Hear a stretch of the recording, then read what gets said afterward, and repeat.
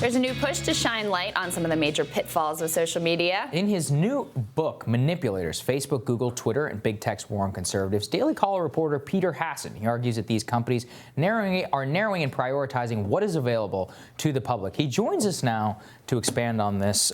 Peter is a good friend of mine and former colleague. I know that, Peter, that you found some pretty interesting documents that were related to this push. And I mean, I know that, the tagline is about conservatives, but I think this is about anti-establishment figures everywhere and what Google and Facebook and many of these other companies can do. What did you find, and what was really important to you about this book? Absolutely. And so this, the book, focuses on conservatives, but it's something that applies to the populist left as well. Because really, what I've found, what I showed in my book, based on documents, based on insider sources, is basically that there's just been this push to make these massively important platforms, kind of part of the establishment neoliberal bubble, which is something that affects people on both sides, and that's coming not only from the people inside these companies, but also from the corporate media and so that's that has been something that will have a major impact on the national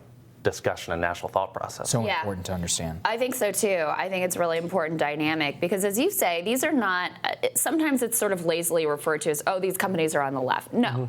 These companies are companies. They're corporate, right? Neoliberals are white. Often the executives have sort of culturally left views, but very much pro-market, corporate centrist views in terms of their politics. So ultimately, this is about, if you're anyone who holds a view that's outside of that mainstream, you should be concerned, anybody should be concerned about just the massive amount of power that they have in our society. Yeah, absolutely. And, these platforms, was not that long ago that they were these open platforms where it was really, democracy of ideas, and really a way to escape the establishment groupthink.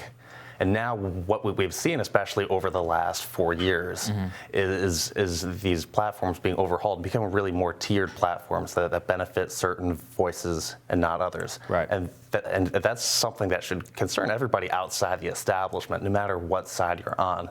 Because the processes I describe in there are easily applied to Bernie Sanders supporters or anybody outside of the establishment. And it's already happening. This is something Ryan Grimm has talked about on this show extensively, which is that the reason that AOC, the Bernie political machine, the organizing and the fundraising machine, is solely a result of their ability to organize on social media. And that's the same of any anti-establishment. Coincidentally, Andrew Yang, when you don't have the corporate media on your side, you have to have social media. And so when they write the rules of the road there, what did you see in terms of some of the things you talk about here are really harrowing, about literally manipulating search results. That very much could happen. Can you go into that a little bit? Yeah. I mean, so it's been one of those things where if you look at these internal documents, these internal emails, talks, internal emails, that really it's an intentional process to have search results on Google, on YouTube, to have top results on these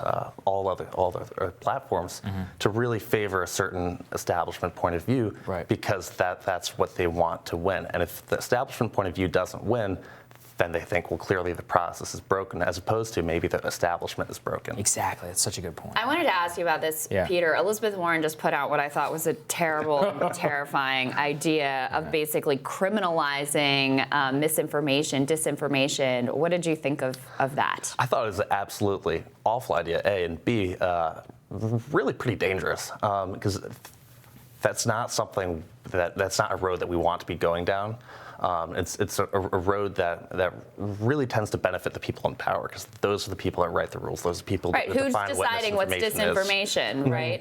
Peter, this is what we have seen consistently about fact checking, right? Everybody's like, oh, they need to fact check political ads. Who do you think is going to do that fact checker? People who watch this show know that the Washington Post fact checker is just as biased against conservatives as they are Bernie, right? They'll call you a liar if you do not tout the neoliberal line. You saw this in the New York Times, right? When they edited all the transcripts of those things, they put in things which are outright falsehoods, which they believe to be true. That's not a real fact check. So who's going to fact check? The establishment powers are going to tell us what's true and what's not. It seems dystopian to me. Yeah, no, and that's exactly right. And especially now that these platforms are really, giving these objective fact checkers, they're basically turning them into an arm of their company, and it's pushing this same neoliberal establishment viewpoint. And and so the fact checkers who are biased against Bernie Sanders are now also backed by the power of Facebook. They're backed by the power of Google, and it really just amplifies that bias. Right. That's very well said. Yeah. So, Peter, what's the answer? I mean, some people called for breaking these up,